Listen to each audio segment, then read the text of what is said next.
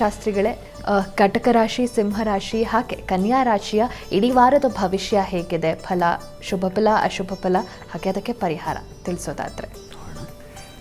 ಕರ್ಕಟಕ ರಾಶಿಯವರಿಗೆ ಹೇಗಿದೆಯಪ್ಪ ಈ ವಾರದಲ್ಲಿ? ಚಂದ್ರನ ಬಲ ಚೆನ್ನಾಗಿರೋದ್ರಿಂದ ಆತಂಕ ಬೇಡ. ವೃತ್ತಿಯಲ್ಲಿ ಹೆಚ್ಚಿನ ಪರಿಶ್ರಮ ಇರ್ತದೆ, ಕೃಷಿಕರಿಗೆ ಅನುಕೂಲ ಚೆನ್ನಾಗಿರ್ತದೆ, ಮತ್ತು ಈ ಜಲಸಂಬಂಧಿ ವ್ಯಾಪಾರಗಳಿಗೆ ಹೆಚ್ಚಿನ ಅನುಕೂಲ, ವಸ್ತ್ರ ವ್ಯಾಪಾರಗಳಿಗೆ ಅನುಕೂಲ, ಇದನ್ನೆಲ್ಲ ಕಾಣಲಿಕ್ಕೆ ಅವಕಾಶಗಳಿದ್ದಾವೆ. ಧನಲಾಭ ಚೆನ್ನಾಗಿರ್ತದೆ ಕರ್ಕಟಕ ರಾಶಿಯವರಿಗೆ. ಹಣಕಾಸಿನ ಅನುಕೂಲ, ಧನಾಧಿಪತಿ ಚೆನ್ನಾಗಿದ್ದರೆ ಹಣಕಾಸಿನ ಅನುಕೂಲ ಚೆನ್ನಾಗಿರುತ್ತೆ. ಮಾರುಕಟ್ಟೆಗಳು ಅಷ್ಟೇ, ಸಹಕಾರಗಳು, ಅನುಕೂಲಗಳು, ಪರಸ್ಪರ ಸಹಾಯ, ಇವುಗಳೆಲ್ಲ ತುಂಬ ಸಾಧ್ಯತೆ ಚೆನ್ನಾಗಿದೆ. ಮತ್ತು ಹಾಲು, ಹೂವು, ಹಣ್ಣು ಈ ವ್ಯಾಪಾರಿಗಳಿಗೆ ಹೆಚ್ಚಿನ ಅನುಕೂಲ ಸೂಚಿಸ್ತಾ ಇದೆ. ಮುಖ್ಯವಾಗಿ ಕೃಷಿ ಸಂಬಂಧಿ, ಜಲ ಸಂಬಂಧಿ, ವಸ್ತ್ರ ಸಂಬಂಧಿ, ಹೂವಿನ ಸಂಬಂಧಿ ಈ ವ್ಯಾಪಾರ ಕ್ಷೇತ್ರದಲ್ಲಿಯವರಿಗೆ ತುಂಬ ಚೆನ್ನಾಗಿದೆ. ತಾಯಿ ಮಕ್ಕಳಷ್ಟೇ ತುಂಬ ಸಾಮರಸ್ಯದ ಬಾಂಧವ್ಯವನ್ನು ಸೂಚಿಸ್ತಾ ಇದೆ.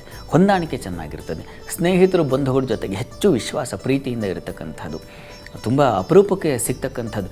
ಈಗ ಅಪರೂಪ ಇಲ್ಲ ಬಿಡಿ, ಈ ವಾಟ್ಸಪ್ಗಳು ಮತ್ತೊಂದು ಇರೋದರಿಂದ ಸದಾಕಾಲ ಕನೆಕ್ಟ್ ಇದ್ದೇ ಇರುತ್ತೆ.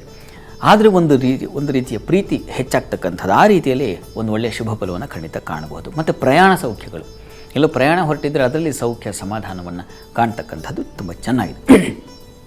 ವೃತ್ತಿಯಲ್ಲಿಯೂ ಅಷ್ಟೇ, ವೃತ್ತಿಯಲ್ಲಿ ಸ್ವಲ್ಪ ಪರಿಶ್ರಮ ಜಾಸ್ತಿ, ಕೆಲಸದ ಒತ್ತಡ ಜಾಸ್ತಿ ಆಗುತ್ತೆ, ಕೆಲಸ ಹರಡಿಕೊಂಡಿರುತ್ತೆ. ಆದರೆ ಕೆಲಸ ಇರುತ್ತೆ, ಕೆಲಸ ಇಲ್ಲದೆ ಒದ್ದಾಟ ಏನೂ ಇಲ್ಲ, ಯೋಚನೆ ಮಾಡೋದು ಬೇಡ. ಇನ್ನು ವಾರದ ಅಂತ್ಯ ಗಮನಿಸೋಣ. ವಾರಾಂತ್ಯದಲ್ಲಿ ಕರ್ಕಟಕ ರಾಶಿಯವರಿಗೆ ಮಕ್ಕಳಿಂದ ಸಹಾಯ ಸಹಕಾರಗಳು, ಸ್ತ್ರೀಯರಿಗೆ ಚುರುಕು ಬುದ್ಧಿ, ಬೌದ್ಧಿಕ ಬಲ ಚೆನ್ನಾಗಿರ್ತದೆ. ವೃತ್ತಿಯಲ್ಲಿ ಹೆಚ್ಚಿನ ಒತ್ತಡ ಇದ್ದೇ ಇದೆ. ಪ್ರಯಾಣದಲ್ಲಿ ಸ್ವಲ್ಪ ಹುಷಾರಾಗಿರಿ, ಪ್ರಯಾಣದಲ್ಲಿ ತೊಂದರೆಗಳನ್ನು ಸೂಚಿಸುತ್ತೆ. ಕರ್ಕಟಕ ರಾಶಿಯವರಿಗೆ ಗುರುವಾರ, ಶುಕ್ರವಾರದ ಮಟ್ಟಿಗೆ ಈ ಹಬ್ಬದ ದಿವಸ, ಹಬ್ಬದ ಹಿಂದಿನ ದಿವಸ ಪ್ರಯಾಣ ವಿಚಾರದಲ್ಲಿ ಸ್ವಲ್ಪ ಹುಷಾರಾಗಿರಿ. ಅದರ ಹೊರತಾಗಿ ಉಳಿದ ಹಾಗೆ ತುಂಬ ಚೆನ್ನಾಗಿದೆ. ಬುದ್ಧಿಬಲ ಚೆನ್ನಾಗಿದೆ, ಚುರುಕು ಬುದ್ಧಿ, ಸ್ತ್ರೀಯರಿಗೆ ಯಾವ ರೀತಿಯಲ್ಲಿ ಅಲಂಕಾರ ಮಾಡೋದು ಅಥವಾ ಇನ್ಯಾವ ರೀತಿಯಲ್ಲಿ ಕೆಲಸದ ಒತ್ತಡವನ್ನು ಕಡಿಮೆ ಮಾಡಿಕೊಳ್ಳೋದು, ಈ ರೀತಿಯ ಒಂದು ಬುದ್ಧಿ ಕೌಶಲ್ಯ ತುಂಬ ಚೆನ್ನಾಗಿರ್ತದೆ. ಆ ರೀತಿಯಲ್ಲಿ ಕರ್ಕಟಕ ರಾಶಿಯವರಿಗೆ ಈ ವಾರ ಇಡೀ ಹೆಚ್ಚಿನ ಪಾಲು ತುಂಬ ಚೆನ್ನಾಗೇ ಇದೆ. ಗಾಬರಿಗೊಳ್ತಕ್ಕಂಥ ಅಥವಾ ಇನ್ನೇನೋ ಪ್ರಮಾದ ಬಂದು ಒದಗುತ್ತೆ ಅನ್ನೋ ಆತಂಕ ಇದ್ಯಾವುದೂ ಖಂಡಿತ ಇಲ್ಲ. ಆದರೆ ಪ್ರಯಾಣ ವಿಚಾರದಲ್ಲಿ ಸ್ವಲ್ಪ ಹುಷಾರಾಗಿರಿ.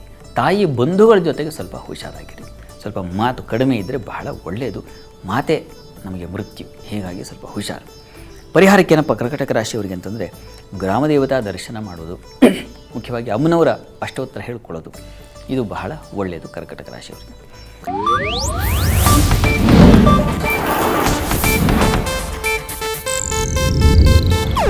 ಇದು ಏಷ್ಯಾನೆಟ್ ನ್ಯೂಸ್ ನೆಟ್ವರ್ಕ್ ಪ್ರಸ್ತುತಿ.